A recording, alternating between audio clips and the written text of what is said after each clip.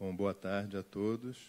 A 5ª Mostra Internacional de Teatro de São Paulo. Tenho o prazer de contar aqui hoje com a presença da pesquisadora espanhola Victoria Pérez Royo, que foi convidada para dar essa masterclass articulando as suas pesquisas no campo das artes cênicas com os espetáculos que foram escolhidos para constar na grade de programação da MIT, né?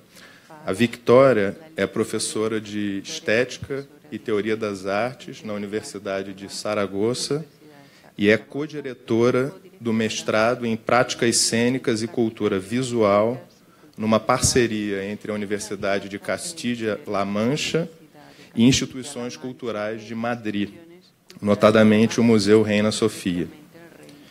Além disso, ela é curadora e trabalhou em muitos processos de criação artística como dramaturgista, como interlocutora.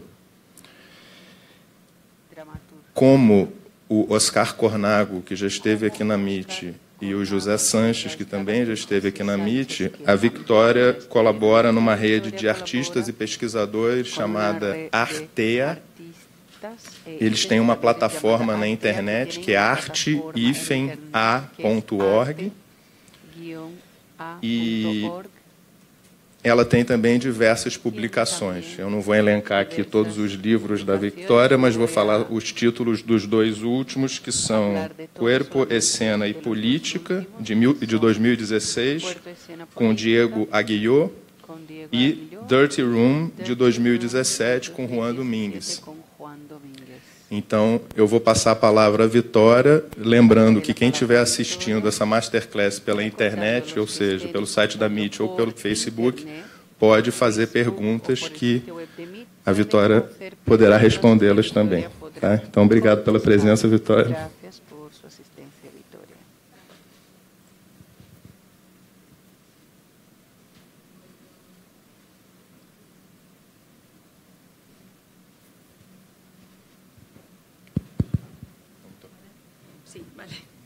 Obrigada. Me desculpam, não falo português, vou falar espanhol.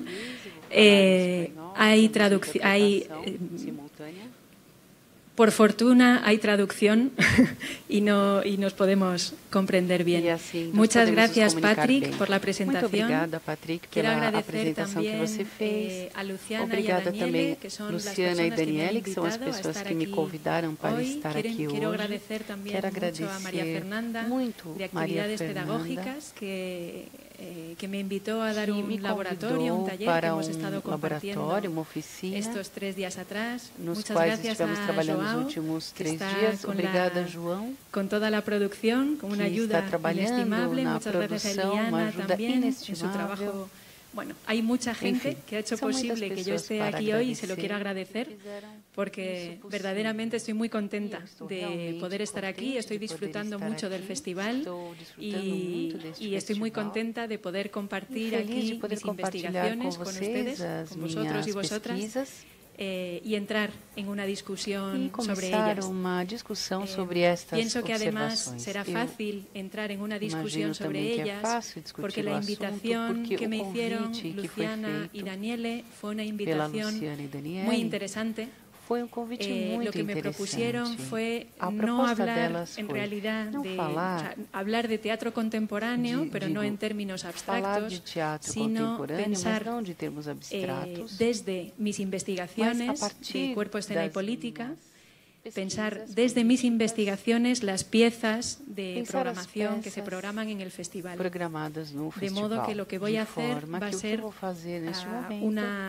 una interpretación de algunos dos problemas, das ideias, das reflexões que surgiram cuando he estado estas semanas atrás viendo nessas últimas semanas, enquanto eu estava assistindo às peças, tanto os vídeos como como la mayoría de personas, me imagino, que ha asistido a la muestra, y muchas personas de las que están aquí han escrito textos críticos, han pensado sobre ellas, seguro que podremos entrar en un diálogo interesante. Eu imagino que podemos entrar num diálogo interessante e recompensador. Então, muito obrigada a todos que estão aqui presentes e aqueles que estão ouvindo pela internet. Então, eu vou começar.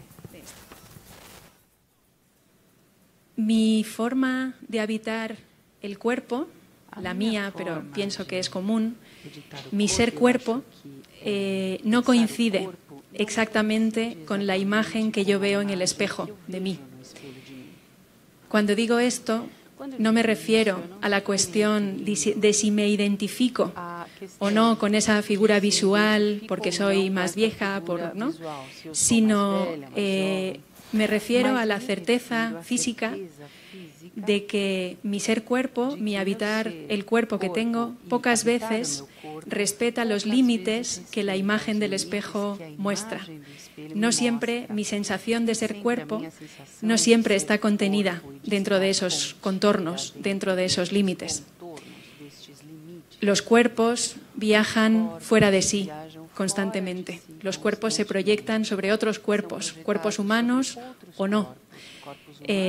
A la par que nuestros cuerpos acogen también continuamente muchos otros. Continuamente estoy acogiendo cuerpos de otras personas que se meten dentro de mí, lo quiera yo o no, ¿no? A veces ni siquiera quiero y hay gente que se queda conmigo, o imágenes de personas que se quedan conmigo, recuerdos de personas que se quedan conmigo, ¿no? que entran. Los cuerpos viajan fuera de sí para probar a ser otros, para encarnar otras experiencias, para encarnar otras fisicalidades, para huir de sí mismos, para ampliar su potencia, entre otras muchas posibilidades. Hay veces que nos proyectamos hacia otros cuerpos por medio del movimiento o por medio del ritmo para alcanzar a otros en resonancia o en un movimiento unísono o en un movimiento unido. Otras veces nos proyectamos hacia los otros, hacia las otras, por medio de intensidades y de energías. Otras veces nos proyectamos por medio de la imagen de mi cuerpo, por medio de la voz, ¿no? Hay algunas veces que nos proyectamos sobre quienes tenemos cerca, como aquí ahora, aqueles que estamos perto, como nós aqui neste momento, sobre quienes tenemos cerca, sobre quienes podemos oír y tocar, ¿no? Físicamente. Aqueles que nós podemos tocar e ouvir fisicamente, mas outras vezes os corpos conseguem viajar para além, através de meios, por exemplo, como a internet, como agora, ou através da memória. Existem imagens deste corpo que certamente estarão na sua memória. E os corpos também se projetam fora de si, através de outros corpos que estão longe no tempo e no espaço. Eu imagino que estas viagens entre corpos, de e para corpos, é um aspecto importante da nossa corporalidade, da nossa forma concreta de viver o corpo. Nossa corporalidade está determinada por estas viagens para dentro e para fora, para o outro ou outra, que determinam os nossos modos de produzir um corpo comum que se modifica ao longo do tempo e da história. Esta dimensão da corporalidade que eu estou me referindo com estas viagens do tempo, do meu ponto de vista, é um fator fundamental hoje para pensar tanto a cena como a política. São grandes palavras, não? Cena, política. Do que eu estou querendo falar?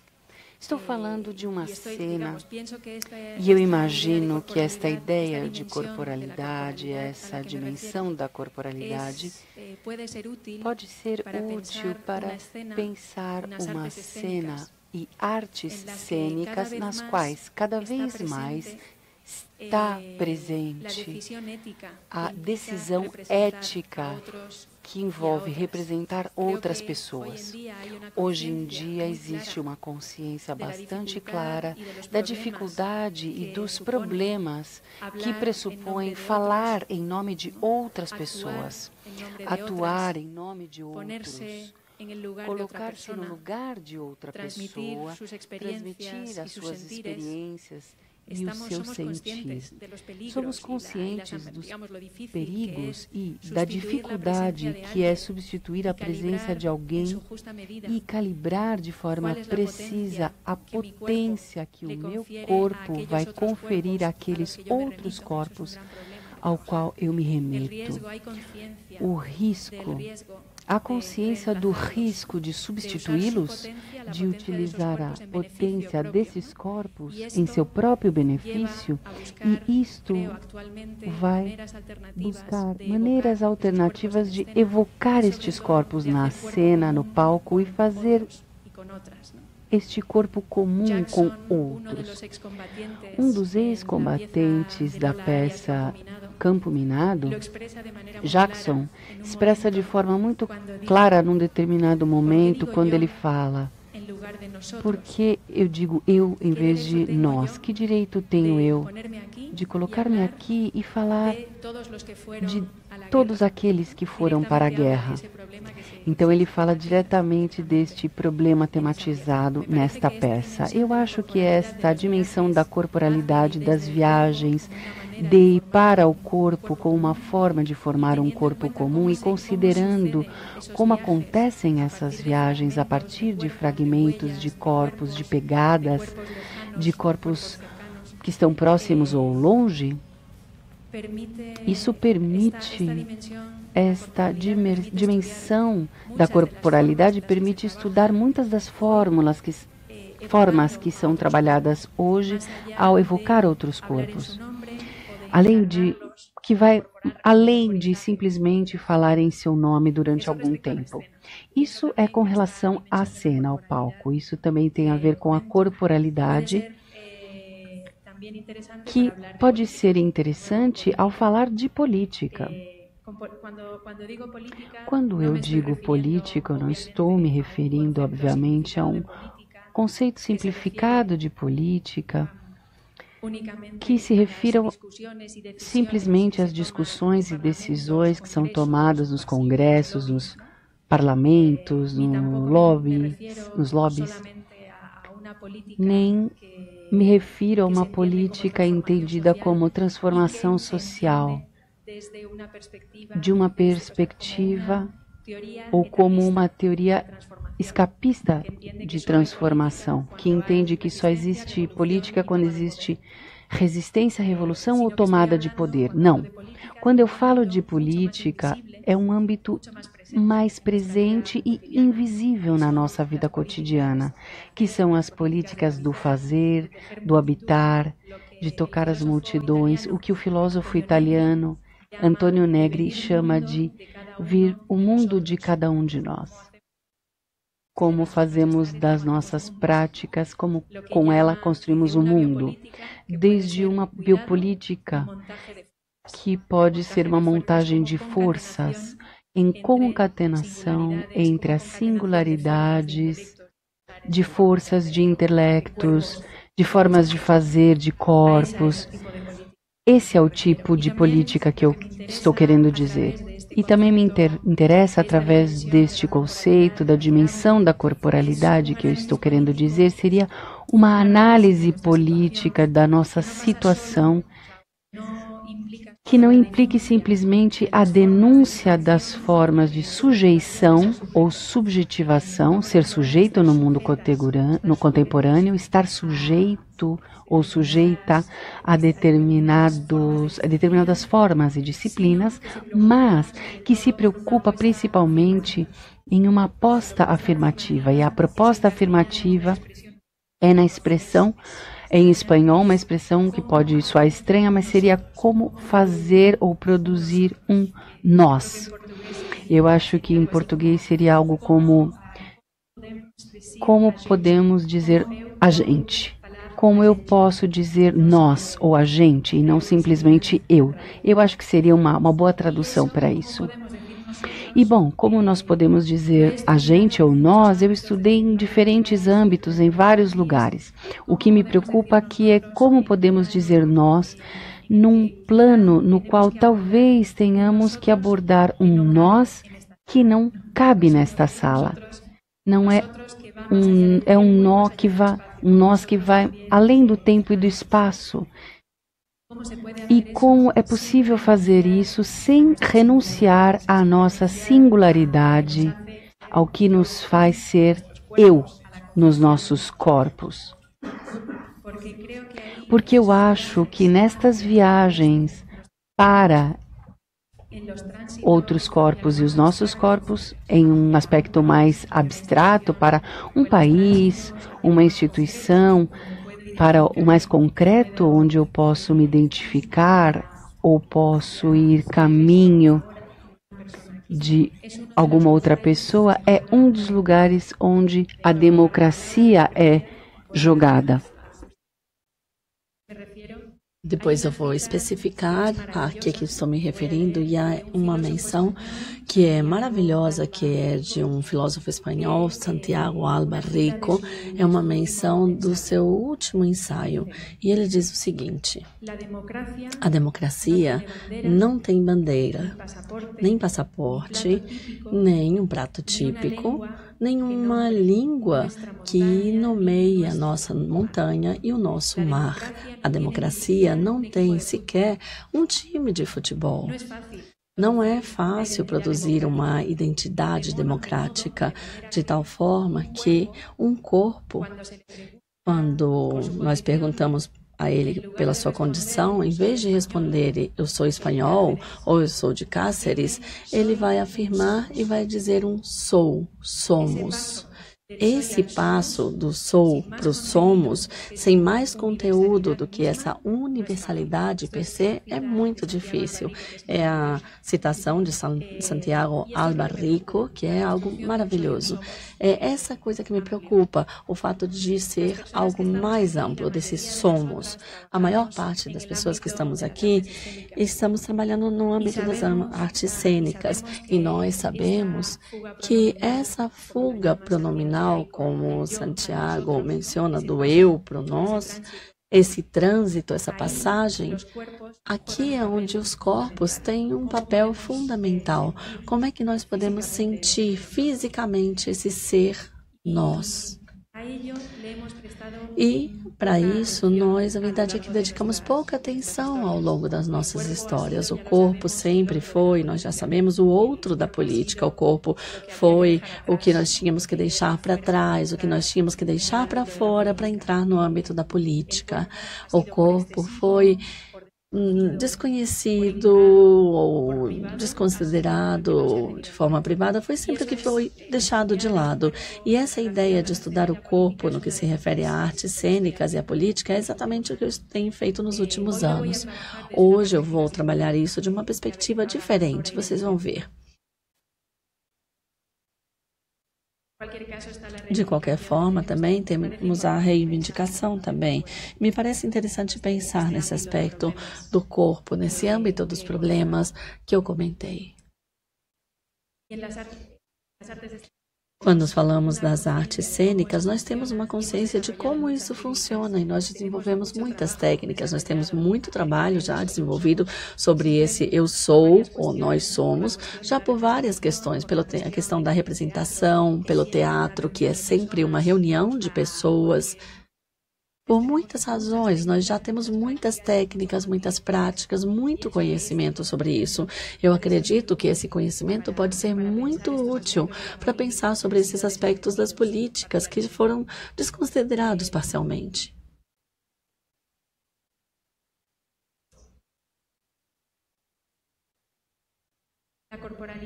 A corporalidade como uma viagem, essa dimensão da corporalidade a partir e para os nossos corpos, ela implica numa expansão, e eu vou comentando pouco a pouco ao longo da minha palestra, da minha aula.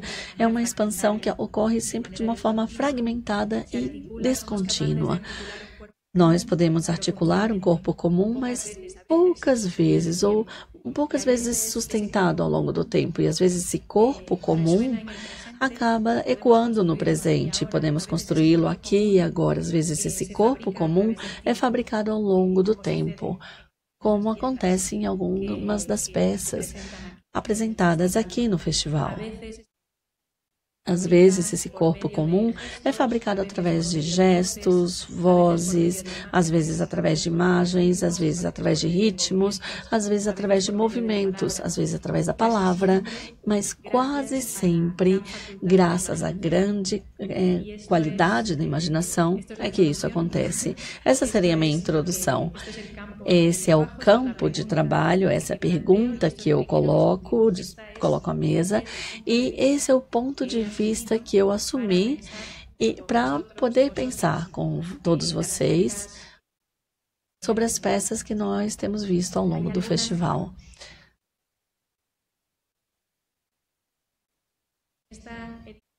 Nessa edição do festival, dessa mostra internacional de teatro, nós podemos identificar várias das formas como essa dimensão da corporalidade é trabalhada, como é que ela ocorre. E, de fato, nós conseguimos estudar várias estratégias para evocar esses outros corpos, a partir das digitais, das marcas, das suas vozes, das suas imagens, dos seus gestos. E podemos também observar várias formas de encadeamento, de construção de um corpo comum, dessa posta em cena, dessa colocação em cena, desses corpos que são evocados e que surgem de repente. Nós também podemos ver como ocorre esse engajamento de cenas, esses corpos em cena, juntamente com corpos de escravos, escravas, soldados jovens entusiasmados, soldados jovens entusiasmados ou abandonados, iludidos, corpos disciplinados. Que mais que a gente já viu? Corpos diferentes, corpos outros, que se sujeitam aos padrões da normalidade, através da normalidade ou da psiquiatria. Já vimos corpos, pelo menos eu já vi as peças no vídeo, então eu já conheço um pouquinho mais, já sei um pouquinho mais do que vocês vão ver, mas enfim, eu já vi algumas coisinhas, mas enfim, eu posso falar só por mim, eu vi, não posso falar pelo nós, pelo conjunto. Então também eu vi também corpos marginalizados, corpos exercendo o poder, corpos transubstanciados, corpos que se queixavam, outros que comemoravam, outros que afirmavam seu desejo de viver, o seu desejo de construir um mundo melhor, corpos opressores, oprimidos, enfim, tudo isso aparece nessa cena. E é isso que eu vou comentar a partir de toda essa maravilha, desse conjunto maravilhoso do festival, da mostra, que eu estou realmente maravilhada, encantada com tudo que eu estou vendo. Para compor esse plural e para ver como nós conseguimos construir essa passagem do sou para o somos, para conseguir, então, fazer isso, nós precisamos viajar para os outros. E para isso é necessário ter uma ancoragem, algo concreto, onde nós possamos nos segurar realmente. E pensando nessa forma como várias das peças dentro desta mostra trabalham com o que é singular, com o que é concreto, constantemente me vinha à mente duas obras que viajaram comigo muito tempo, viajaram para mim e ficaram comigo durante muito tempo. Elas estão na minha memória e elas me perseguem. São obras fantásticas e uma delas é a do artista plástico catalão chamado Ignacia Bailly. É um artista plástico catalão. São 169 pessoas, 8.101 pessoas, 3.000 pessoas, 71.150 pessoas. Enfim, ele vai dando várias dessas listas de imigrantes também, listas com desaparecidos, listas de terroristas, listas de vários tipos. E são listas onde ele vai recopilando manchetes de jornal E ele vai recolhendo várias manchetes de jornal. E é um trabalho desenvolvido também em outras peças, em inventários, em cartas, onde, conforme ele descreve, ele tenta organizar a complexidade do real para entendê-lo melhor, graças a uma aparente lógica, uma aparente e falsa lógica. Nessas listas, elas não só favorecem uma ideia abstrata dessas experiências singulares, específicas, desses 451 imigrantes, por exemplo, elas não só favorecem essa abstração entre os seus corpos e as suas vidas, mas, além disso, ela praticamente impede uma forma de empatia ou de aproximação com esses corpos. Por quê? Porque o que estamos fabricando aqui, o que se fabrica aqui, não um nós, um agente, mas sim um coletivo que separa as diferenças. E diante dessa obra também, eu pensei num outro caso totalmente diferente, já não mais de um artista visual, mas sim de um escritor, que eu vou ler, é um texto difícil de ler, mas assim as tradutoras também podem me acompanhar. Trata-se de um fragmento de um romance de um escritor hispano-mexicano chamado Maxao. O romance é chamado Campo Aberto e faz parte de 5 romances chamado Labirinto Mágico, onde se retrata a Guerra Civil Espanhola. Especificamente, nesse fragmento que eu vou ler, o que se conta aqui, o contexto eram os últimos momentos da Guerra Civil Espanhola, aqueles últimos momentos, as últimas semanas da Guerra Civil Espanhola. Os exércitos fascistas que estavam contra a República, eles estão cercando, a partir da periferia para o centro, eles estão cercando a Espanha e estão chegando à capital, a Madrid. O governo da capital já fugiu, já saiu de Madrid e ficaram lá apenas as pessoas para defender a sua cidade. E eles estão se organizando em batalhões por profissões. E o que o Max Aub faz é passar essa lista para o batalhão de cabeleireiros, que ele vai fazendo uma lista e cada cabeleireiro vai levando as suas facas, as suas navalhas, as suas tesouras para poder entrar na guerra. E vamos ver que tipo de coletivo é esse que ele está fabricando. O que ele oferece é um nome de onde vem, em que bairro vive, e ele dá um pequeno perfil é um retrato, na verdade, desse pessoal. José Fernandes, de Santander, ele é enxuto, é um velho safado e cabelo tingido. Aqui é um vocabulário um pouco coloquial e antigo, então recomendo que vocês escutem a tradução. José Fernandes, enxuto, velho safado e cabelo tingido. Ramon Guillen, contente de não ter mais que aguentar a sogra durante algumas noites, de Burgos. Salvador Gomes, de Navalmoral de la Mata, e Eusébio Moura, da Praça de Cebada, um pouco malandrinho, de uma barbearia de Mesón de Paredes. Rafael Ortega, nada menos, e Joaquim Soler, ambos de Mequinensa. Bons cantadores de músicas tradicionais e que podem desenvolver mais coisas, mais músicas. De outra, também da Cava Barra, Evaristo Pereda, também ainda mais atrevido e mais malandro que o outro. E o seu pai também, que que trabalhava no cemitério do Leste. Também estão Gabriel Herrera, da Fonte de Barro, com um visual bem diferente. Ele era de um cabeleireiro, uma barbearia nova que acabava de ser inaugurada. E aqui ele colocou toda a sua fortuna. E Mallorquina e Fernando Rueda de Inázar. Dom Fabián Lapensa, famoso especialista em cabelo postiço, e com seus 2 filhos, Juliana e Jesus.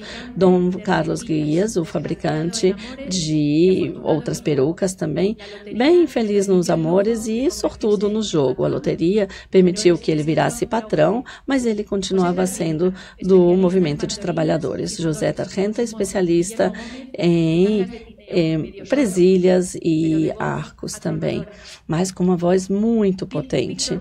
Victor Marcos, especialista em bigudins, que morava em Prosperidade. Marcelo era um cabeleireiro de senhoras muito elegantes de uma rua do Carmen. E, na verdade, eles não pareciam muito másculos, mas o valor não tinha nada a ver com isso. E assim ele continua durante 5 ou 6 páginas descrevendo e construindo esse pluralismo desses homens, desses perfis, a partir desses retratos. Desses cabeleireiros, né, desses barbeadores, que nos permitem ter uma ideia de quem eles eram. Aqui, o que ele está construindo, portanto, é um coletivo transversal apenas com umas ideias parciais, feito de nomes próprios, características específicas, muito pessoais. Aqui, a ideia são 2 perspectivas. A perspectiva de Ignacio Avallí, que é uma perspectiva totalizadora, abstrata, que poderia se chamar perspectiva vista de cima, vertical, que é aquela dos jornalistas e dos jornais, que normalmente tentam explicar o mundo para a gente, e depois aquela fragmentada, singular, específica, que é uma perspectiva horizontal, que é a de Max Aub, nesse livro fabuloso, fantástico. E nessas 2 perspectivas, nós vemos uma dimensão de preocupação política com algumas das peças dessa amostra do MIT. Por exemplo, existem algumas peças onde são colocados lado a lado ambas perspectivas, exatamente para fabricar uma ideia mais forte. Em Campo Minado, por exemplo, de Lola Arias, por um lado, nós temos ex-combatentes, pessoas de carne e osso, com seus nomes, as suas biografias, e eles nos contam histórias totalmente específicas, particulares, que dão retratos específicos também, e que nos fazem entender a experiência deles a partir desses detalhes parciais. Quando eles nos contam, cada um deles diz: eu me alistei como soldado para fugir da minha família adotiva, ou eu me alistei como soldado porque a minha família, ou porque eu vi um anúncio de um rapaz muito bonito numa praia, e os meus pais e os meus avós tinham sido militares, e eu também queria isso para a minha vida. Então, isso, por um lado, nós temos esse tipo de discurso transversal, e por outro lado, nós temos discursos como aquele, se vocês lembrarem, o do Leopoldo Fortunato Galtieri, que era o presidente na Argentina durante alguns meses, entre 1981 e 82, que foi um discurso onde ele tenta legitimar a violência sobre os corpos. Esse discurso apresenta-se em cena com o Leopoldo Fortunato com uma máscara, porque ninguém quer dar cara a ele. Então, ele tenta legitimar a violência sobre os corpos, não mais a violência sobre os corpos britânicos, mas sim sobre os próprios corpos, os próprios cidadãos daquele país que foram lá lutar. E, em determinado momento, quando ele lembra das baixas, ele diz: aqueles que caíram estarão sempre na nossa lembrança e na grande história da Argentina. Essa grande história da Argentina é uma estratégia vertical, claro, que ela abstrai as mortes, o luto das pessoas que estavam sofrendo por eles, para integrá-lo num outro corpo maior e que parece ser mais importante, que reuniria a todos. É o grande povo argentino, a história, a pátria. É uma forma muito violenta de construir os somos. É um ato de violência que homogeneiza as diferenças e as singularidades e que se faz muito mais clara nessa violência quando se apresenta juntamente às histórias, com os incidentes e com as lembranças parciais, mais fragmentadas também, daqueles ex-combatentes dessa peça, que são exatamente aqueles detalhes, o que fazem que cada vida seja singular. Suíte número 2. Na suíte número 2 de Joris Lacoste, vemos também uma comparação especial entre essas duas perspectivas, aquela que abstrai, a que homogeneiza, aquela que parte de singularidades, de particularidades. Essa peça reúne discursos, eu acredito que todo mundo já leu a descrição da peça, eu vou fazer uma paráfrase aqui. Ela reúne discursos que se pronunciaram alguma vez no mundo, em algum lugar do mundo, e que se juntaram aqui pela primeira vez. Quando nós juntamos tudo, facilita-se uma comparação que permite, de forma muito clara e muito patente, esse contraste fortíssimo entre o discurso do ministro da Fazenda de Portugal, que era Fernando Teixeira dos Santos, que realizou os cortes mais drásticos pela crise financeira em Portugal. Eu sei que é uma palavra profissional, uma palavra cruel, uma palavra com aparência razoável, justa, sensata, contra os discursos das verdades selvagens que ele grita que um senhor grita para Bashar al-Assad, ou os reproches que uma mulher grita para talvez o seu ex-marido, são corpos mexidos por dentro e que têm verdades internas que nos aproximam um do outro. Eu acho que tínhamos aqui uma imagem, vamos ver.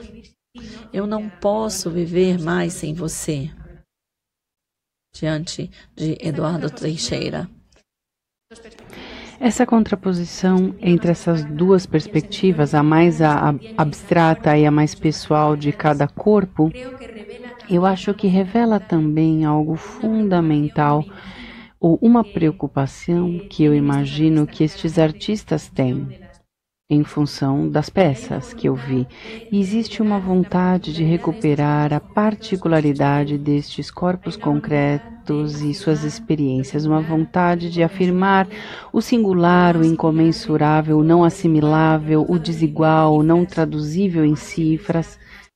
Ou seja, esse pensar mais abstrato que passa em cima dos corpos, passa por cima dos corpos, mas também muito conscientes do grande poder de influência que tem essas perspectivas verticais, como diz o Santiago, do frágil tecido de somos transversais. Eles são muito conscientes e todos estes artistas que trabalham com esta singularidade têm isto muito claro. No caso do romance O Campo Aberto, que eu acabei de ler, depois de 5 páginas de fazer a lista deste batalhão de cabeleireiros que estão munidos com suas facas e tesouras e um fusível para cada 3 pessoas, eles são bombardeados pelos fascistas. Em Campo Minado aparece claramente quando eles sabiam que estavam os britânicos chegando às Ilhas Malvinas, e eles sabem que 1 em cada 3 vai morrer sozinho no desembarque, que também é uma relação numérica espantosa. A quantidade de mortes para conter a política de crise, por exemplo, de Portugal, que são decisões que se tomam verticalmente que afetam todos nós. E eu acredito que estes artistas entendem bem. Por um lado, existe uma defesa de um sou e um somos transversal, e por outro, uma ideia de que somos muito frágeis. Esta diferença e esta capacidade de influência da perspectiva horizontal sobre a vertical e vertical sobre a horizontal é a que não parou durante os últimos anos. Santiago Abarrico diz, que é um filósofo cujo fragmento sobre a democracia eu vou ler. Isso é medido como uma distância, que cada vez cresce mais. É uma distância entre a história e o corpo, entre o lugar onde são decididas nossas vidas, esta perspectiva longe, e o lugar onde nós vivemos. O lugar onde são decididas as nossas vidas, além disso, não é somente um lugar longe da minha vida cotidiana, Mas, além disso, é um lugar sem corpo, que muitas vezes está determinado para operações financeiras, algoritmos supervelozes, mais do que as operações que qualquer ser humano poderia fazer. E o lugar onde nós vivemos é o lugar do corpo. E que, com relação às velocidades de onde são decididas nossas vidas e onde nós vivemos, o corpo, diz Santiago. Desculpem, tradutoras. O lugar onde nós vivemos, a nossa forma de experimentar o nosso corpo, em comparação com o lugar onde são decididas as nossas vidas, vai implicar que os nossos corpos serão muito lentos, com um excesso de carnes, como ele diz. Eu não estou totalmente de acordo com esta afirmação do Santiago, mas eu acho que todos nós tivemos uma experiência deste desajuste entre esses dois lugares. Julian Merin, um artista que apresenta Hamlet na peça do Boris Nikitin, que vai ser apresentada estes dias, fala de uma coisa muito parecida, fala deste sistema de tirar potencialidades dos corpos, esta perspectiva vertical. E vou ler textualmente cita um fragmento do seu discurso. Ela diz: as pessoas que podem influir muito no real têm poder, e aqueles que não têm poder. Simples assim. Se eu perco a minha capacidade de influir, se eu não tenho efeito sobre ela, tenho um sentimento de impotência. É como se o seu corpo estivesse quieto. O tempo passa sem mim. Isso tem a ver com a ideia de que o mundo continua sem mim. Eu não posso suportar isto. Isso não é clínico. Não é depressão. E é importante destacar isso. Porque não se trata de uma patologia individual, mas sim de uma patologia que é plural e compartilhada por todas as pessoas, ou quase todas as pessoas, que o Antônio Negri chama de patologia da globalização.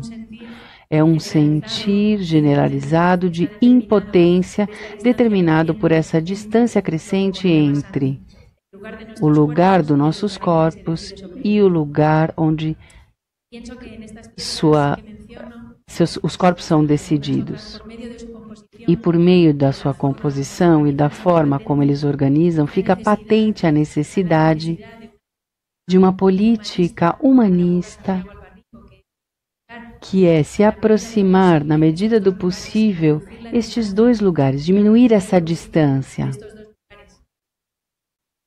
A nossa realidade, onde estão os nossos corpos, e a verdade, que é onde nossas vidas são decididas. Eu recomendo essa leitura, é um livro maravilhoso, mas ele comenta isso. E se observa que nas suas composições nós observamos essa diferença. Com relação à abstração do corpo, bom, eu gostaria de comentar alguns aspectos dessas peças, mas para não tornar esta conversa um pouco longa, eu vou tirar uns trechos. Vamos então diretamente a essa peça, Palmira, que a relação entre o concreto e o abstrato é patente. Enquanto em Hamlet ou em País Clandestino são obras que trabalham com biografias, autobiografias, criando uma personagem que está no palco, mas são vidas concretas, singulares, e a concretização dos seus corpos e das suas experiências é patente. No caso da Palmira, por outro lado, existe uma articulação entre o concreto e o abstrato que me causou muita surpresa, porque partimos dos corpos presentes na cena concretos como os de Lescas e Nassi, Vustas, mas eles não trabalham com suas experiências ou suas vidas próprias ou suas autobiografias. Não. Eles aparecem na cena como acontece em Campo Minado e em Hamlet, Eles aqui se propõem em mostrar corpos que se abstraem de forma anacrônica, se abstraem da sua singularidade para encarnar uma espécie de alegoria da arena política de hoje. Claro que a minha interpretação é parcial e depois eu quero saber o que vocês acham disso. Então, é um trabalho curioso que, do meu ponto de vista, vai oscilar entre a fábula, uma forma particular de teatro didático, que vai permitir diferentes níveis de leituras alegóricas. É um tipo de leitura simples, seria a psicológica, que é a relação óbvia de estabelecer as brigas quase infantis que acontecem no palco. São brigas nas quais a violência está descontrolada e que oferece uma visão das relações humanas pouco bonitas, digamos. Uma visão bastante triste. E outra leitura, e esta não seria psicológica, mas vai nos permitir ler alegoricamente a peça, das lógicas que operam nas negociações políticas, em dois níveis. Um, individual, quase como uma paródia da esfera pública, da democracia liberal, da discussão entre iguais, na qual se chega a um consenso por meio de deliberações racionais entre sujeitos com liberdade, autônomos, etc. E nos momentos singulares, onde cada pessoa representa uma pessoa, e num nível superior, como as relações internacionais da União Europeia, suas estratégias políticas, suas estratégias com o Oriente Médio, suas decisões migratórias. Em todos esses casos, propõe-se a cena como uma espécie de negociação. Pode-se ler alegoricamente como um espaço de negociação política que aparece como uma rua sem saída. Poderes que humilham e que buscam legitimação no fórum público e de populações humilhadas e condenadas ao silêncio. Então trata-se de uma relação muito particular entre corpo e abstração, porque estes corpos abstraem sua vida e sua singularidade para mostrar alegoricamente o conflito, ou que eu entendi, o conflito que faz parte da política. E no campo da política não acontece como nós a conhecemos, não um debate livre, não sob um determinado interesse, mas por antagonismos, violências, atos irracionais, ignorâncias, vulgaridades, desconhecimentos, etc. E apresenta uma imagem alegórica da arena política institucional internacional como um campo de batalha, desde o começo, desiguais. Trabalha num espaço já constituído por meio de atos de pureza e demonstração de força. E é um espaço no qual o que nós chamamos de sentido comum é usado para legitimar suas ações e suas decisões. Este senso comum seria o resultado dos valores da hegemonia, que tem maior consenso com o público. Neste sentido, o senso comum seria uma grande demonstração de cinismo, que é permanecer calmo diante de violências selvagens. Quando você, por exemplo, diz sente-se quando não existe cadeira para se sentar. Este é o senso comum, que é, na realidade, mais um ato de violência.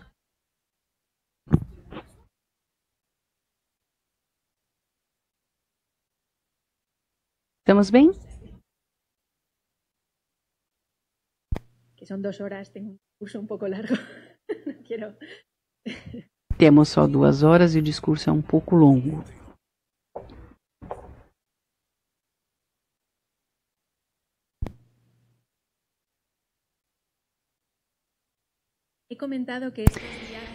Eu comentei que essas viagens de e para o corpo são produzidas graças a estes detalhes que viajam, os pequenos perfis, estes fragmentos viajantes. Eu diria que estas viagens de e para o corpo estão no teatro como resultado de decisões de compor fragmentos, singularidades, não para isso, mas esta fragmentação, eu vou explicar melhor. Esta fragmentação é a mesma forma que tem o corpo de sair de si mesmo e ligar-se a outros. As nossas vozes, os nossos gestos, nossas palavras são meios do corpo de projetar-se a outros, de intensificar a sua presença, o seu poder, etc. Eu estou falando, por que eu estou dizendo que são fragmentos? Porque eu falo também de gestos lembrados, imagens que resistem a abandonar a nossa memória, inclusive com o nosso pesar. E estas mensagens, essas vozes, essas palavras são corpos que querem continuar vivendo de forma subsidiada ou secundária em outros corpos. E esta, digamos, segunda vida, a vida em corpos vivos, que são aqueles que lembram daquilo e levam aquilo dentro de si, também podem repousar pacientemente em meios inertes, em fotos, em filmes, à espera de que existam corpos vivos que observem esses registros inertes e lhes deem vida, prestem a sua memória, os seus afetos. Desta forma, os gestos, vozes, palavras e imagens que muitas vezes aparecem na cena e sobre o qual eu vou comentar agora são os gestos, palavras e imagens que se desprenderam de corpos num momento determinado e viajam para outros, para meios, para outros corpos, para continuar vivendo, afetando e para poder influenciar além da esfera limitada da capacidade de ação que tem um corpo físico limitado, até onde chega a sua voz, ou a sua imagem, ou o seu corpo. E isto eu entendo que acontece na vida cotidiana, porque todos temos experiência disso. O teatro é um lugar para ver, é disposição intensa. E isso é percebido e trabalhado com maior intensidade na cena e trabalhado de forma muito clara. Existem corpos que aparecem no palco porque são invocadas todos os tipos de técnicas e outros corpos que aparecem no palco porque estão buscando, digamos, um fórum público para serem escutados. Eu acho que isto que estou dizendo não é algo místico, é uma experiência comum no âmbito do teatro. Vou recuperar palavras incríveis de Miguel Rubio, que eu li no livro do meu colega José Sanches, Corpos Ajenos, que é um livro maravilhoso e eu recomendo.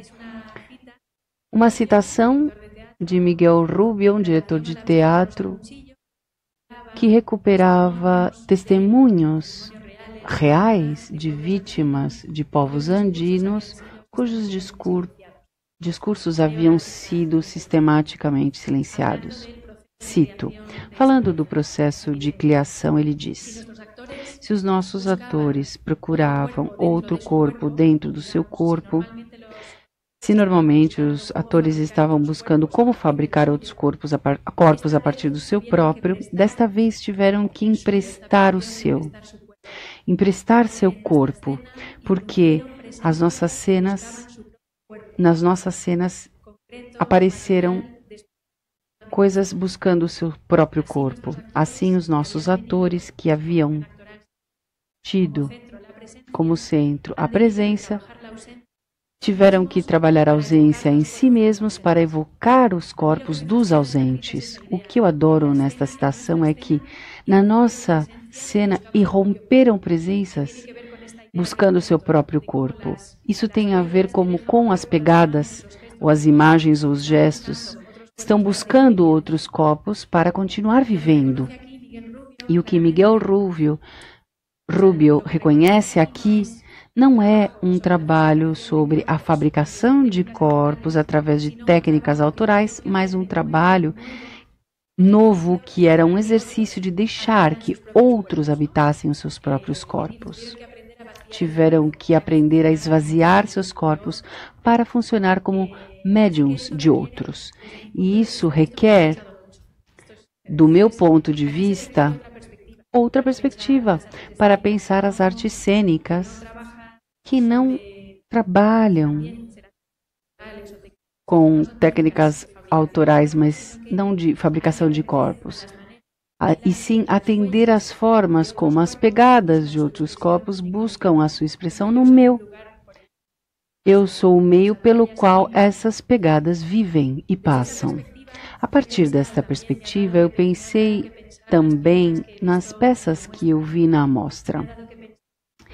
E pensei o papel que ocupam determinadas palavras, gestos e imagens que aparecem nos festivais em Suite número 2, de Jobim Lacoste e País Clandestino de forma parcial. No caso da Suite número 2, são vozes, obviamente, aquelas que encontram o seu caminho em corpos. E em País Clandestino, existem palavras, frases, gestos que procuram este caminho. Em País Clandestino existe muito mais coisas, então eu vou falar parcialmente da peça. Em País Clandestino, todos dançam uma curta coreografia com gestos icônicos como jogar pedra, etc. E há uma cena também na qual há cartazes onde eles escrevem frases de reivindicações com uma carga política e social importante e que eles recolheram da sua experiência em diferentes manifestações. Manifestações contra o Temer ou contra outros, como tantos outros. São gestos de onde surgem, que partem e aparecem aqui, mas partem da expressão forte de emoções, de paixões violentas e fortes que os seus corpos experimentaram e que por essa mesma força de expressão eles se convertem em icônicos, em uma imagem que pode viajar. Deixam de ser privados em um corpo e passam a viajar através de imagens da memória, nas memórias daqueles que viram esses gestos. E aqui é onde começa esse nomadismo para outros corpos, para outros meios, sendo lembrados e recordados a cada vez e novamente. Essa é a viagem. São esses gestos que seriam a forma assumida de certas paixões políticas. Nesse caso político, seriam afetos que estão fluindo, migrando e se dirigindo em formas cristalizadas em gestos, em formas e imagens diferentes. O que eu quero dizer é que são gestos ou palavras ou frases que têm tal poder vital que elas saem do corpo e elas continuam vivendo em outros corpos, aparecendo e reaparecendo, ressurgindo a cada vez. E existe uma coisa que é fundamental. Uma vez que essas palavras, essas imagens, esses corpos, essas palavras, esses gestos, aliás, eles se soltam, se desprendem do corpo e desse contexto específico e vital, onde essas palavras faziam sentido, podem variar radicalmente no sentido, no seu modo de ser, no que se refere a que elas podem se intensificar ou não, elas podem aumentar ou não, elas podem se propagar ou não, mas o mais importante, o mais perigoso é que elas podem variar de sentido.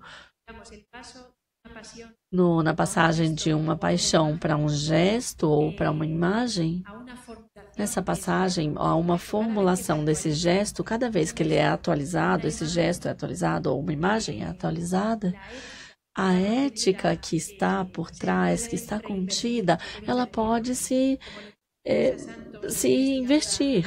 Na verdade, como Felícia Santos, falando de Avibardo, ele fala a passagem do Ardos para o Ethos acaba mudando, se alterando em cada aparecimento. Então, essas imagens e esses gestos separados do corpo, eles não determinam o sentido, mas sim, eles são sempre atualizados no momento de urgência. Aqui, na verdade, não é tão urgente assim. Estamos pensando, mas estamos atualizando, eles vão mudar de intensidade e, por essa razão mesmo, eles podem se ver pervertidos e podem dizer coisas muito diferentes, para bem e para mal. Isso acontece e temos que ter isso em mente. Então, que para atrair o ethos, é fácil que isso aconteça. Essa possibilidade de mudança de signo, de sinal, é trabalhada de formas diferentes nas diferentes obras do festival. Por exemplo, em País Clandestino, eu acho que as palavras, os gestos, tudo mantém ainda o seu sentido. Esse sentido que procedia, que vinha originalmente dos protestos, mas eles conservam, é claro que eles ganham um sentido diferente por estarem num teatro. A eficácia é muito diferente. Não é a mesma coisa pronunciar uma frase num teatro do que numa praça pública. Não é a mesma coisa estar entre 6 pessoas do que entre 600, é claro. Mas digamos que a intensidade pode variar, a capacidade, a eficácia pode variar também, mas o sentido, no caso de País Clandestino, eu diria que não muda tanto. Porque cada um desses artistas está tratando de uma genealogia para buscar uma posição. Ele está fazendo um retrato de si mesmo. Então, o que eles sentiram naquelas praças, eles estão compartilhando a mesma paixão. Então, por aqui, eles têm essa vontade clara de que esses gestos e que essas palavras continuem vivendo, identificadas com o significado que tiveram no seu momento. Revolta, insatisfação com o estado das coisas, vontade de mudança, enfim. Em suíte número 2, de Jobila Lacoste, é diferente. Aqui existe uma ressignificação. A enciclopédia da palavra, que é o projeto maior de onde vem a suíte número 1 e a suíte número 2, não é um dicionário, não é um atlas que determina hierarquicamente os elementos em relação aos valores, não funciona de forma vertical, mas, como ele diz no seu website, é um projeto que tenta buscar transversalmente, e aqui novamente vemos a transversalidade, as formas orais. Então, o que ele propõe é que dentro de todas essas palavras que fazem coisas conforme a sua definição, ele propõe uma montagem dialética que exponha discursos dirigidos a outros e que algumas vozes ganhem sentido em relação a outras. Muitas vozes estão colocadas fora do seu contexto, estão deslocadas. Às vezes há uma remontagem também e elas surpreendem em relação a outras vozes que nós jamais ouvimos juntas, todas colocadas em conjunto. Então, é bem interessante a montagem das vozes, não explica nada, mas ele diz muito, ele revela muito nas afinidades e nas diferenças encontradas entre as vozes de forma totalmente inesperada para as pessoas, para o público, nessa conjunção tão estranha. O que eu acredito que Jobila Lacoste propõe é uma imaginação política, quando nós tentamos juntar algumas palavras, novamente, esse longo discurso do ministro de Finanças, ministro da Fazenda português, que dura quase 15 ou 20 minutos, interrompido por pessoas marginais, uma adolescente, ou até a chamada de como uma pessoa se dirige a um avestruz no zoológico, que é algo totalmente fascinante e que nos permite, no final das contas, entender e extrair, através desse exercício de imaginação política, sentidos que nós jamais teríamos alcançado, jamais haveríamos pensado neles. E também, outra coisa que eu comentei antes, a mistura das vozes, dos corpos que não podem nada, que não tem influência em nada, como dizia o Julian Madden, E esses corpos que no começo, em princípio, não têm uma influência, no final vemos a influência real que eles acabam tendo. E aqui eu volto novamente, então, à ideia das vozes, as vozes emitidas por algum corpo. Essas vozes foram emitidas em algum momento por algum corpo. Elas foram registradas naquela enciclopédia e agora elas encontraram outros corpos para continuar vivas. São os corpos dos atores e das atrizes. São corpos que não querem se apropriar dessas vozes, eles não se identificam com eles. Mas são corpos, na verdade, que não lhe emprestam o seu ritmo, a sua fisicalidade. Eles emprestam apenas o ar que sai dos seus pulmões, a sua voz, de tal forma que as suas palavras possam, mais uma vez, atingir, alcançar e produzir um estremecimento físico nas pessoas do público e continuar, então, vivendo conosco, com todos nós, homens e mulheres, e continuar afetando as nossas vidas, como é esse terceiro momento, e continuar esse movimento nômade através dos corpos. E agora, então, eu chego à minha última ideia que eu quero trabalhar com vocês, que eu vou mostrar através de uma outra obra, a obra de Selena Thompson.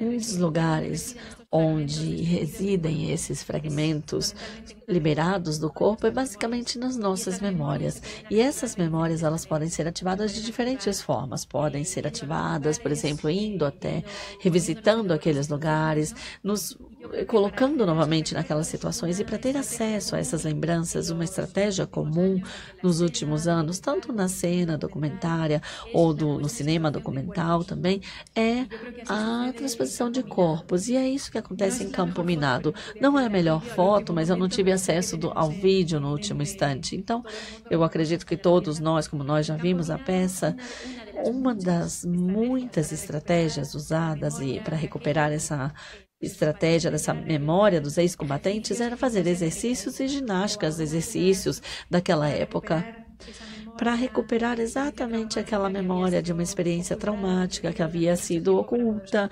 reprimida, para poder suportar a dor.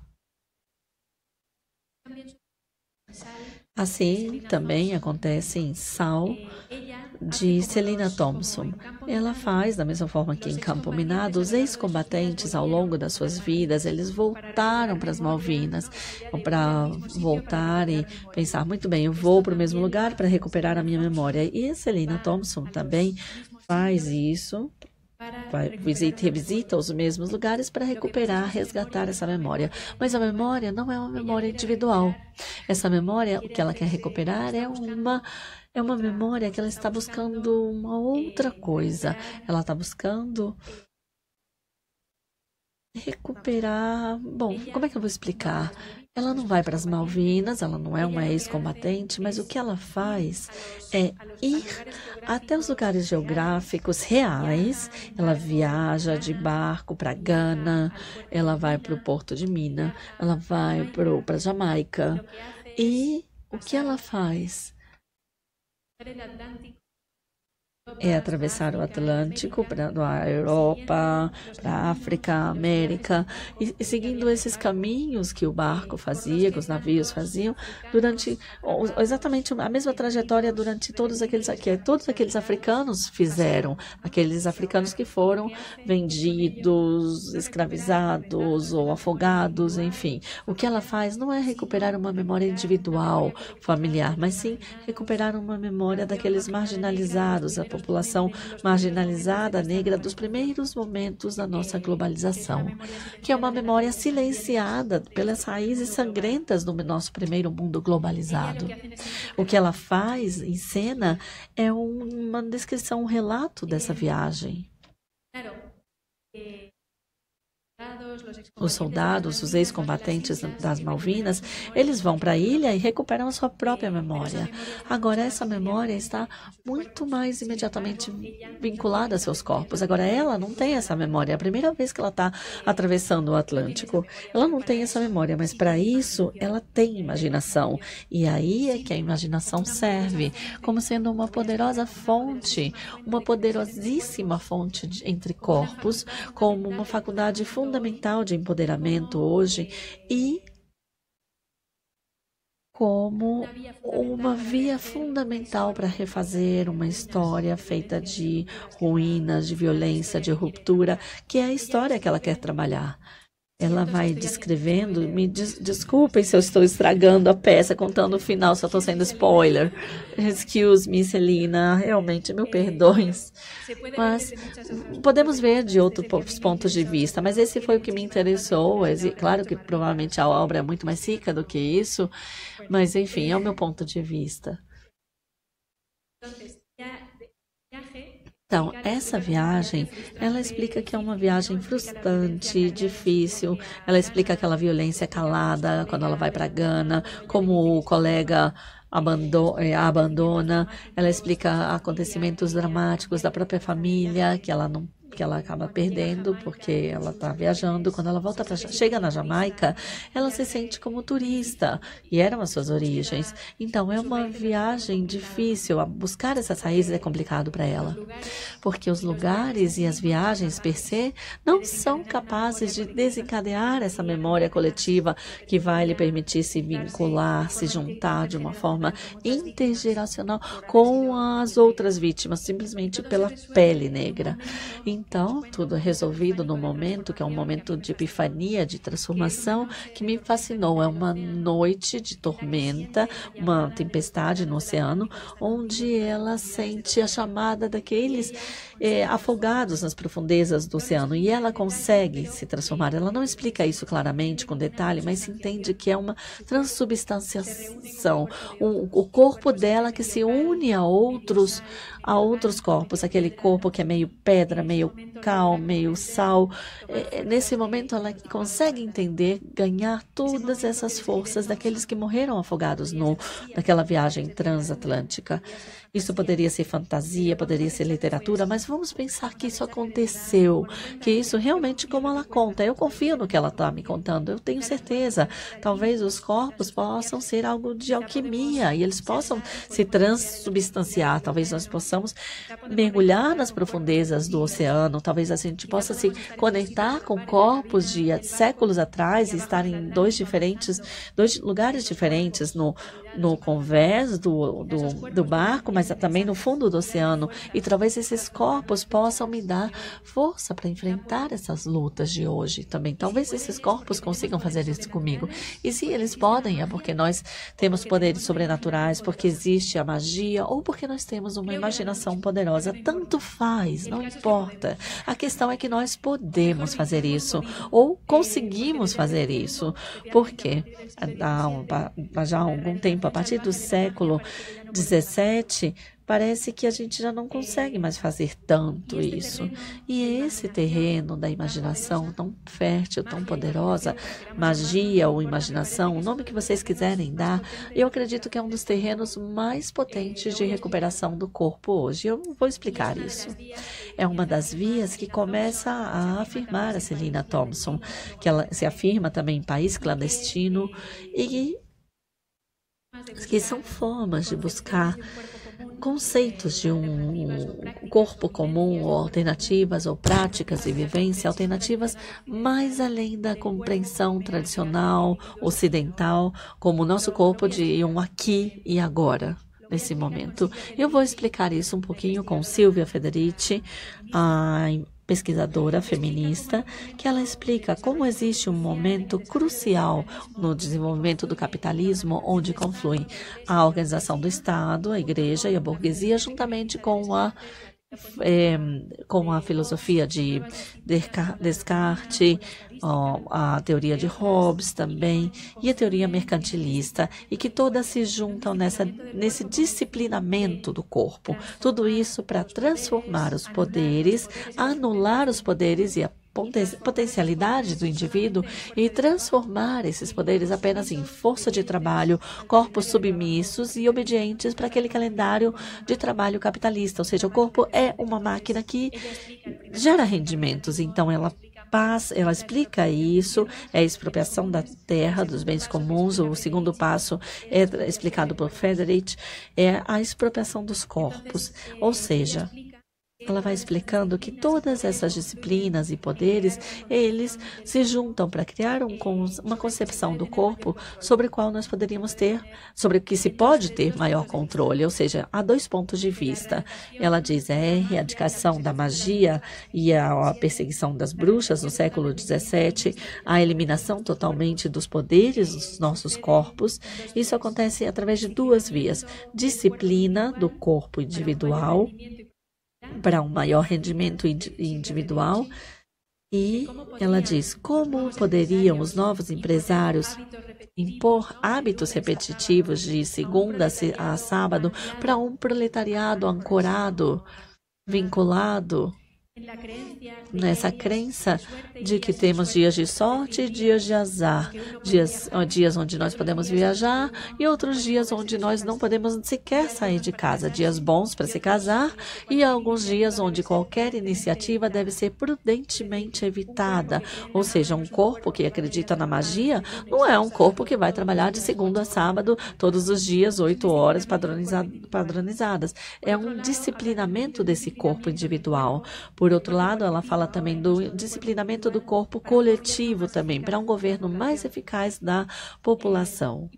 E, por exemplo, aqui, Friedrich, ele explica como no século XVII a mera existência de crenças mágicas já era uma fonte de insubordinação social. Por exemplo, as profecias, as visões de futuro também, não eram como nós pensamos agora, uma expressão de algo fatalista diante de um destino, mas sim era um meio através do qual os pobres expressavam, os marginalizados também, expressavam as suas vontades. As profecias eram meios para lutar.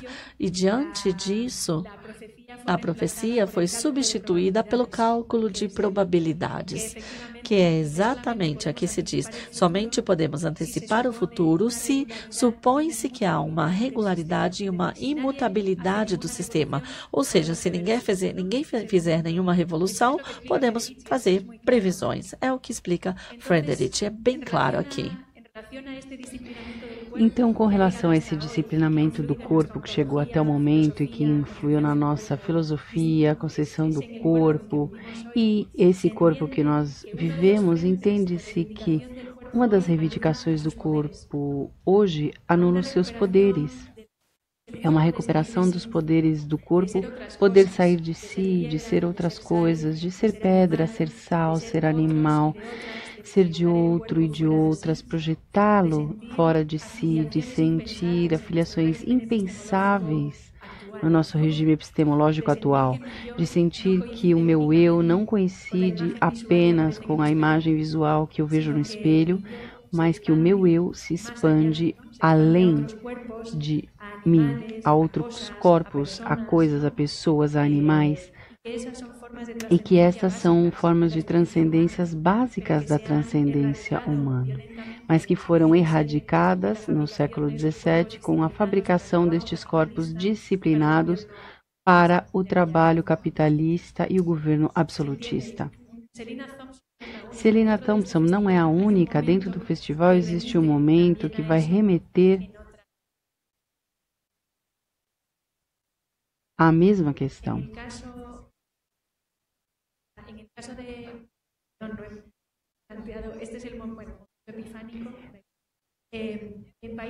Em país clandestino existe um momento no qual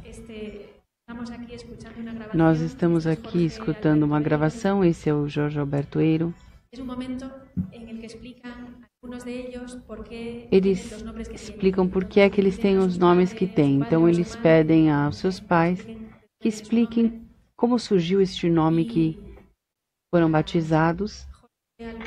E o Jorge Alberto Eiro nos conta a história da razão pela qual a sua mãe lhe deu este nome, que um tio seu desapareceu durante a ditadura argentina. E a irmã, a mãe de Jorge, estava todo o tempo pensando nesse irmão perdido e foi uma experiência que ela não pôde aguentar. Quando ela teve um filho, ela viu que este filho era como se o seu irmão tivesse voltado através do seu filho. Como se o seu filho fosse uma reencarnação do seu irmão. Por isso ela colocou o mesmo nome do irmão. Ela chama da mesma forma e reconhece coisas parecidas que para ela são evidentes. Esse é outro caso de transubstanciação, imaginada ou não, não importa.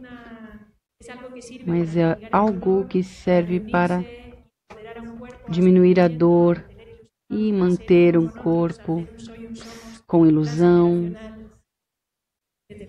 etc. Então eu imagino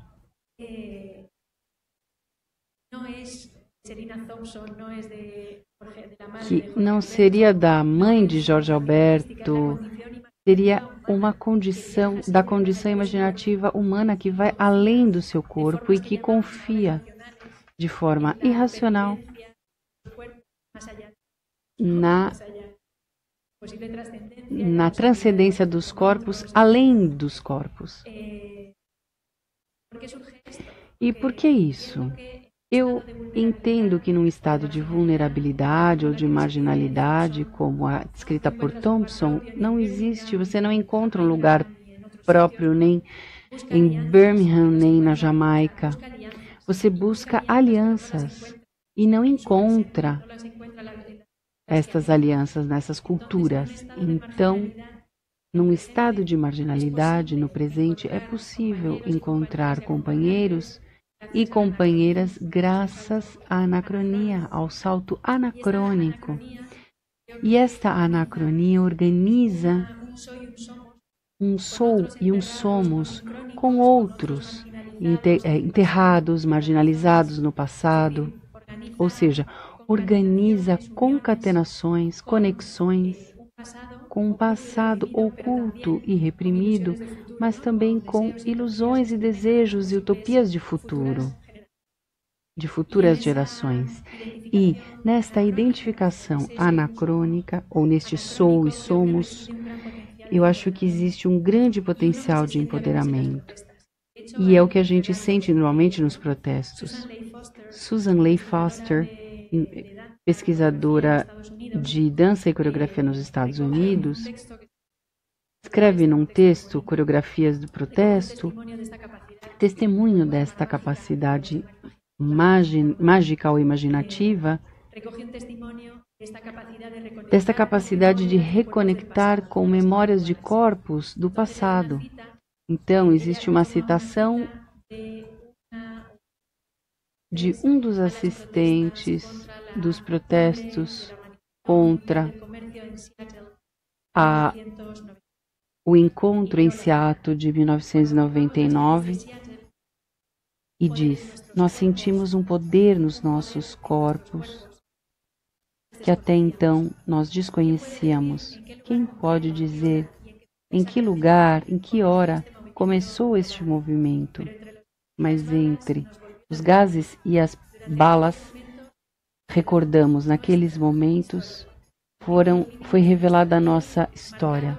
Nossa pele foi marcada por uma luta global e histórica e deixamos de esperar que alguém ordenasse ou legislasse o mundo por nós.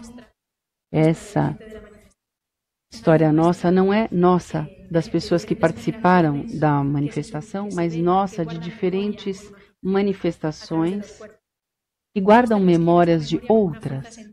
Ela também fala de uma força sentida fisicamente nos corpos que permitiu que esta lembrança de protestos passados pudessem ser conectados em um corpo comum, num sou e num somos, com uma comunidade que compartilha um esforço comum.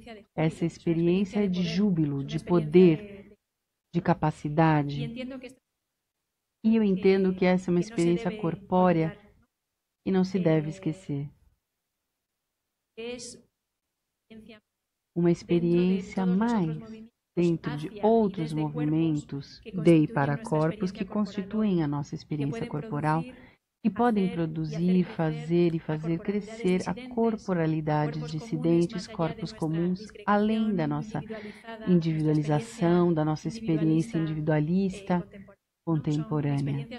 São experiências corpóreas imaginativas que podem fabricar eficazmente um sou e um somos, que não arrase com a diferença dos sentires. Né? E é isso. Muitíssimo obrigada.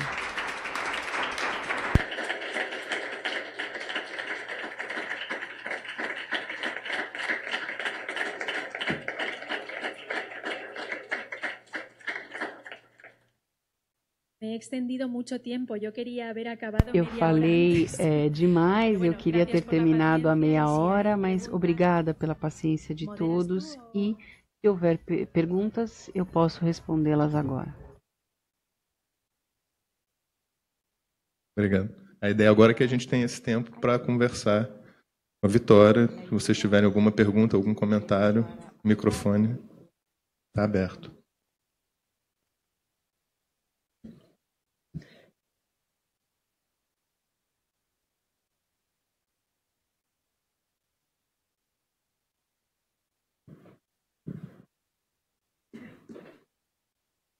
Llevo hablando demasiado tiempo, entonces es difícil. Eu falei bastante, não é difícil.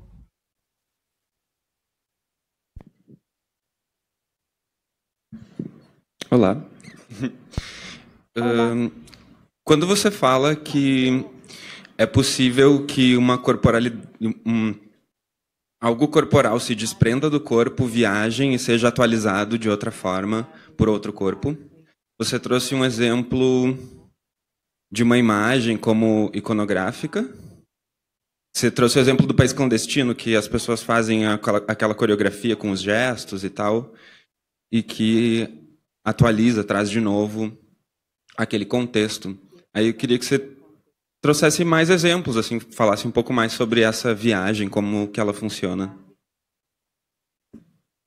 Sim.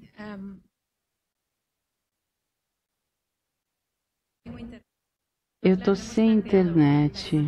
A gente não pensou em colocar imagens aqui, mas um caso bastante claro que eu estava estudando, mais de gesto,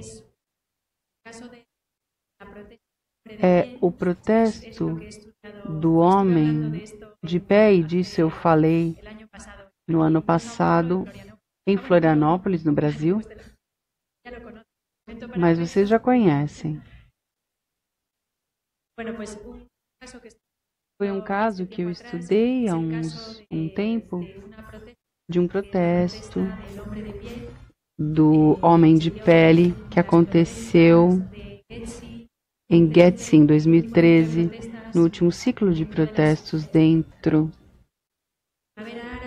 da, vamos ver, Primavera Árabe, protestos nos Estados Unidos, na Turquia.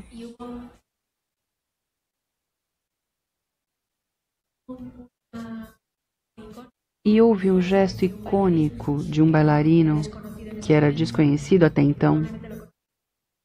E houve pessoas que sim, eu sei do que você está dizendo. Que foi das pessoas que estavam no parque de Getty, foi dispersada pela polícia de forma muito violenta no dia anterior, então ele no dia seguinte resolveu ficar de pé, olhando o Centro Cultural Ataturk durante várias horas, até que tiraram ele de lá. E ele ficou de pé sem fazer nada, mas esse ficar de pé, eu acho que tinha muita força. Por um lado, pelo contexto, mas me parecia que ele estava recuperando outras imagens, outros gestos de pessoas que ficaram de pé valentemente, como o homem que se colocou na praça de Tiananmen, em frente aos tanques, parando-os. até que finalmente eles tiraram ele de lá. Essa ideia de simplesmente estar de pé como um gesto de afirmação, um gesto valente de protesto e de resistência não violenta, eu acho que fez parte da potência que teve este corpo para estar aí e constitui uma das razões pelas quais este corpo era tão forte e tão potente ao estar ali. E eu acho que viajou essa ideia de estar de pé, um corpo masculino que fique de pé. Um gesto que foi viajando de protesto a protesto. E também existem casos de perversão de gestos, neste caso de imagem, de pintura. Eu me lembro de um quadro bastante famoso, agora não me lembro o nome do autor, chamado O Abraço. E eu me lembro porque há pouco tempo tivemos um congresso e um colega apresentou este caso. Me pareceu bastante interessante. É o caso de que durante a ditadura da Espanha, um pintor pintou um quadro chamado O Abraço, que representava como algumas pessoas que estavam no exílio puderam voltar, e representava o abraço dos familiares que estavam na Espanha e aqueles que voltaram do exílio. Tinha este significado. Este quadro ficou escondido durante muito tempo e foi utilizado de forma icônica em cartazes do Partido Comunista, da União de Trabalhadores, e significava coisas muito diferentes em cada caso. Num significava, por exemplo, a volta à democracia, a união das duas Espanhas, a UGT. Eu já não lembro muito bem, mas o Partido Comunista utilizou para significar coisas diferentes. A última vez, esse quadro está no Museu Reina Sofia, mas foi emprestado ao Congresso de Deputados da Espanha. E nas últimas eleições que aconteceram na Espanha, nós tivemos 2 turnos. Na primeira, não tinha nenhum partido maioritário, então eles não ficaram de acordo, porque os 2 partidos maiores perderam muitos votos e haviam outras forças cidadãs de partidos pequenos, de movimentos cidadãos, que chegaram ao poder e que tiraram muitos votos desses 2 grandes partidos, o PP e o PSOE. Então houve nova eleição e aconteceu exatamente a mesma coisa. O Partido Socialista, que foi quem teve a oportunidade naquele momento de se associar com as forças de mudança, não fez isso. O que ele fez foi associar-se com o Partido Conservador, o que se sentiu como uma grande traição por todas as pessoas que votaram para modificar as coisas. E com o acordo entre socialistas e os de direita, foi uma grande traição e o governo continuou nas mãos do partido corrupto da direita, que agora está saindo casos de corrupção espantosos. O lugar que eles escolheram para dar as mãos como símbolo do seu acordo tinha este quadro atrás, que é uma grande perversão. Este abraço não tem absolutamente nada que ver. Essa imagem foi sendo ressignificada para significar coisas muito diferentes. Então, é possível atualizar neste sentido, como acontece no homem de pé, ou se ressignificar pervertindo uma ideologia, uma esperança e um sentir, como era aquela inicial do quadro O Abraço.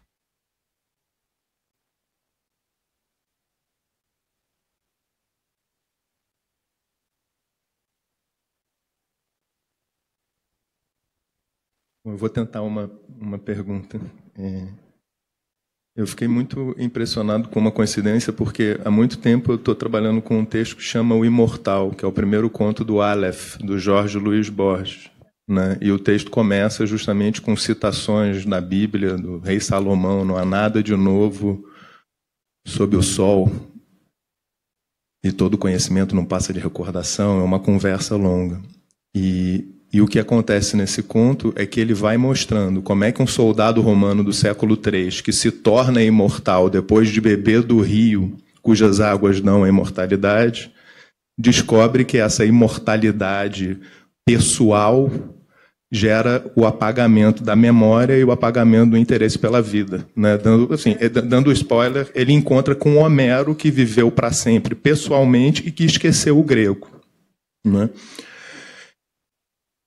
E aí, quando ele reconquista a imortalidade, ele escreve esse relato...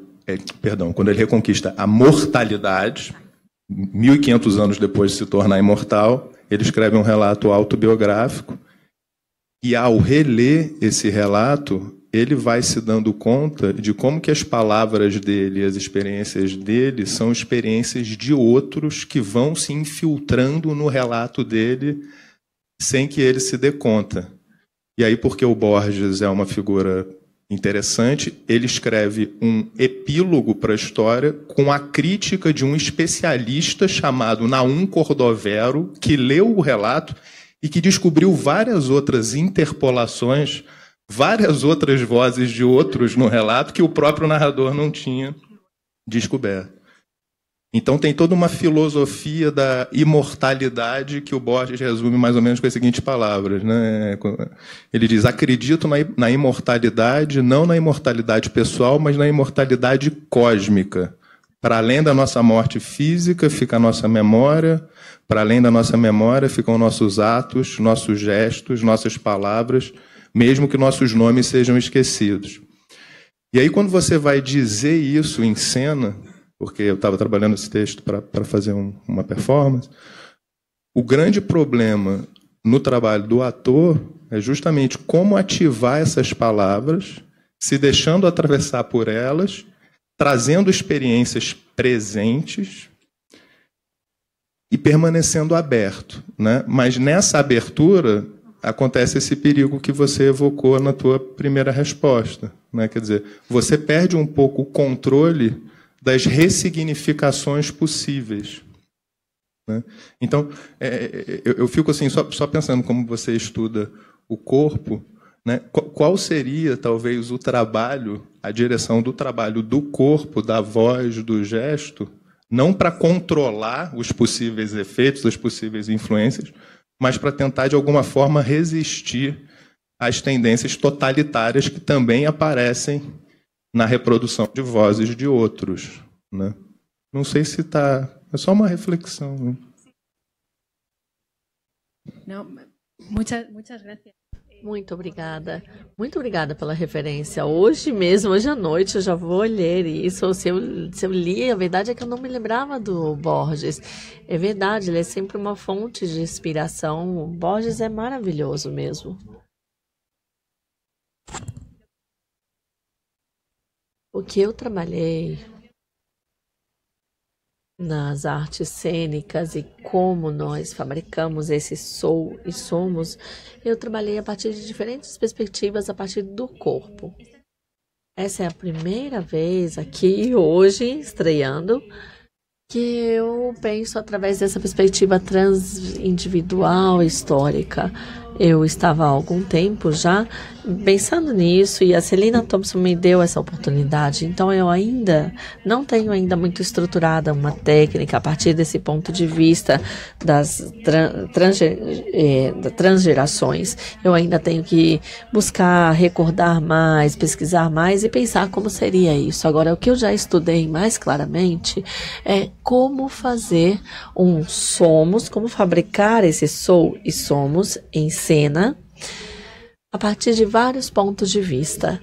Eu estudei isso, por exemplo, com o sou e somos no presente, ou seja, como existem muitas práticas cênicas, muitas, como com Ivana Muller, Domingues, e muitas que eu conheço, que são obras que trabalham com a reunião de corpos dentro do teatro, para corpos que vão assistir uma peça. Então, o público e os atores ou atrizes, se eles existirem lá, se eles estiverem lá, nós aproveitamos essa ocasião essa ocasião de pessoas reunidas para fundar um coletivo efímero e estudar dinâmicas de como vamos construir e ensaiar dinâmicas democráticas ou de organização, de como vamos tomar as decisões, como é que nós chegamos a acordos, como é que se fabricam antagonismos. São tudo formas de experimentação. É um sou e somos de democracia. São questões diretas de organização de pessoas que estão aí. Também estudei, por exemplo, a fabricação de um sou e somos a partir de estratégias icônicas, ou seja, era exatamente o que eu mencionei hoje, mas que eu ainda não trabalhei. Mencionei um pouquinho com o homem de pé. É um corpo que está gerando imagens do imaginário cultural ou iconizando o seu próprio corpo, como isso é capaz de projetar e gerar empatia ou gerar um tipo de trabalho que permita criar uma comunidade. Eu estudei isso também do ponto de vista das relações visuais. Qual é a organização visual disposta, como nós nos dispomos como iguais, ou há uma predisposição, então, para uma relação visual, onde um é objeto e outro é sujeito, como isso se permite, e novamente como ocorre a empatia, a formação de um somos, e depois houve muitas pesquisadoras e pesquisadores que estudaram a partir do movimento, ou seja, como seria, por exemplo, o caso de John Martin, por exemplo, um teórico da dança moderna, que estuda todos os conceitos da mímica interna, por exemplo, essa ideia de neurônio e espelho, como é que nós imitamos diretamente um corpo e também como é que nós, depois de ter organizado uma relação com o outro, quando nós fazemos essa conexão, já estamos conectados, realmente fazemos essa relação, já estamos conectados. Agora, todas essas formas de configurar um sou e somos, todas elas eram com corpos no presente. Jamais trabalhei sobre a ideia de corpos históricos. Hoje é a primeira vez que eu estou fazendo isso, então realmente eu tenho muito a estudar. Agora, realmente eu vejo que é uma tendência e eu acredito que há outros artistas que estão trabalhando sobre essa noção que jamais eu pensei que eu ia falar sobre magia ou algo assim. Mas vejo que há recuperações de práticas de bruxaria, feminismo, que são bem interessantes, que estão fazendo com o trabalho energético dos corpos, que se parece muito ao da dança contemporânea. Existem práticas como, por exemplo, a de Amanda Pinha, por exemplo, que é uma artista que trabalha no México, na Áustria e no Chile, e ela está resgatando e recuperando no seu projeto Endangered Human Movements, Movimentos em Perigo de Extinção, que é uma peça chamada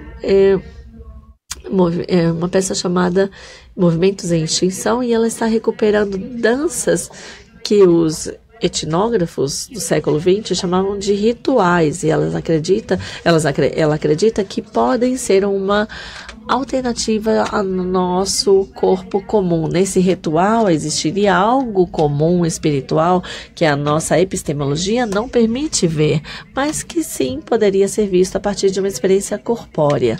Então, há pessoas que estão fazendo esse tipo de estudos. Eu ainda tenho que analisar um pouco mais profundamente, mas seria uma linha, sim.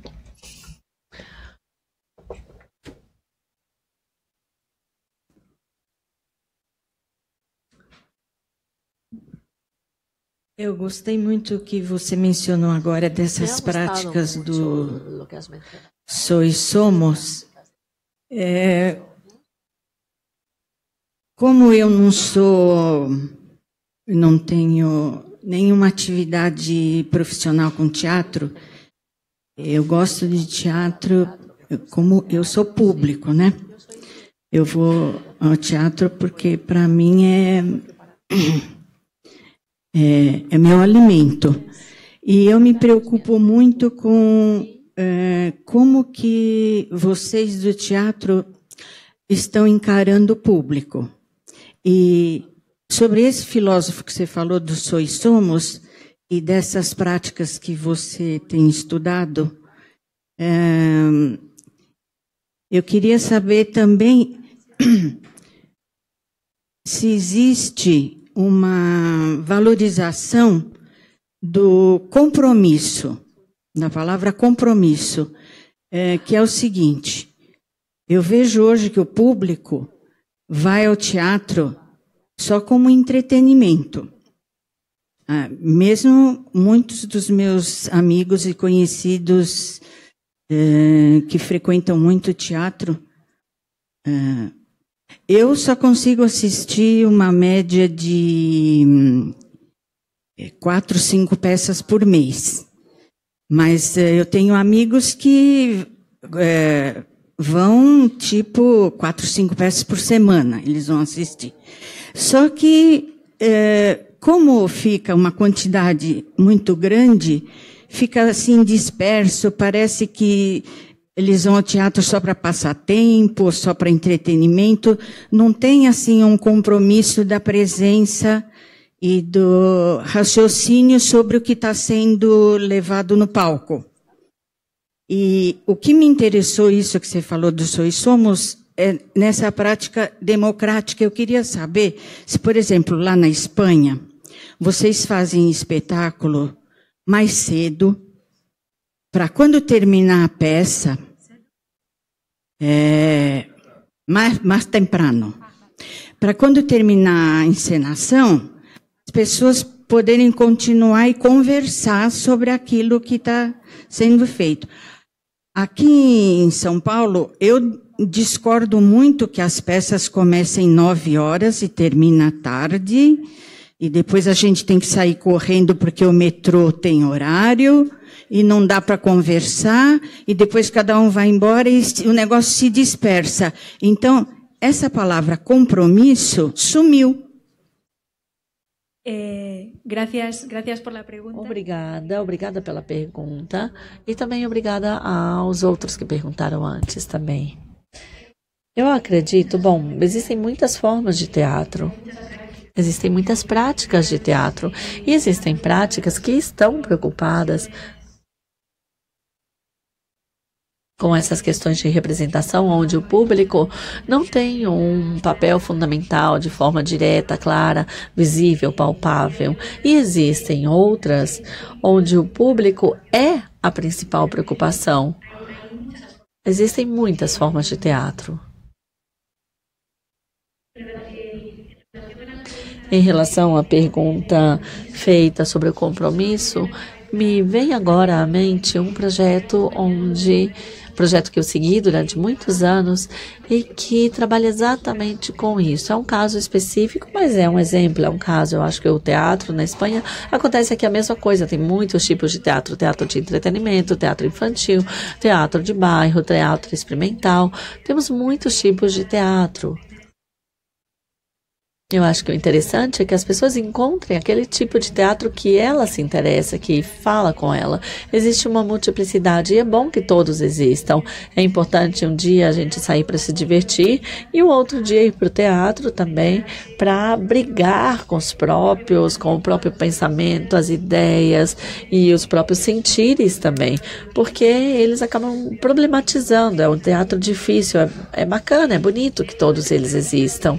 Dentro das práticas que me parece que te preocupam, eu acho que um caso que pode ser interessante, então, e que eu quero compartilhar com você, é que é um projeto, na verdade, de um diretor chamado Juan Domingues, que vem exatamente dessa insatisfação. Ele dizia o seguinte: olha, não me interessa nada fazer uma obra de teatro, uma peça de teatro, reunir o público uma vez durante 50 minutos ou até 2 horas e depois nunca mais ver aquelas pessoas. Ou depois ver essas pessoas na minha próxima peça. O que eu estou procurando um compromisso realmente por parte do público que está aqui no teatro, e eu quero me comprometer com eles. E também eu queria experimentar outras formas de relação entre o público e a minha obra e a equipe com a qual ele trabalha.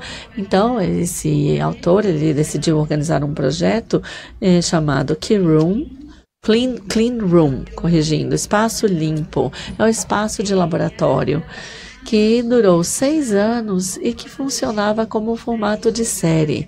Ele fez várias temporadas da série e cada temporada tinha vários capítulos. À medida que ele ia apresentando essas séries no mundo inteiro, ele estava supondo que você não podia ver um capítulo só um. Você tinha que ver toda a temporada. Isso exigia que você tinha que ficar 6 dias numa mesma cidade. É uma obra que muitos curadores não viram, porque é muito difícil se comprometer dessa forma. Então, tem a ver com essa ideia de compromisso. A peça não é narrativa e não funciona sem atores e sem atrizes. Ela funciona, na verdade, introduzindo e convidando o público para uma situação. Cada capítulo é uma situação diferente, onde ele envolve o público, e cada temporada ele pesquisou uma coisa diferente.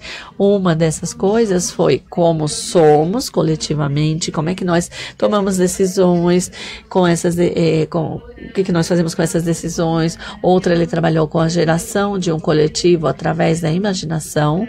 Outra, ele trabalhou, enfim, de várias formas, mas exatamente o ponto fundamental da obra dele foi o trabalho sobre o público do ponto de vista desse compromisso, e realmente é um trabalho experimental que a todos nós que estávamos participando como público nos fazia repensar o que é o trabalho, quem sou eu como espectador, o que nós somos como público coletivamente, enfim. Eu acho que é um caso que eu conheço de forma muito próxima, mas existem vários outros casos de práticas artísticas preocupadas com o público, mas é válido, é legítimo também que existam práticas teatrais que não necessariamente estejam trabalhando de forma explícita com o público, mas é claro que vão considerar o público também. Todo mundo considera o público de uma forma ou de outra. Não sei se eu respondi a sua pergunta, sim? Bueno, teremos agora, então. Agora, queria agradecer muito a presença de vocês e, sobretudo, a presença da Vitória. Obrigado. Até a próxima.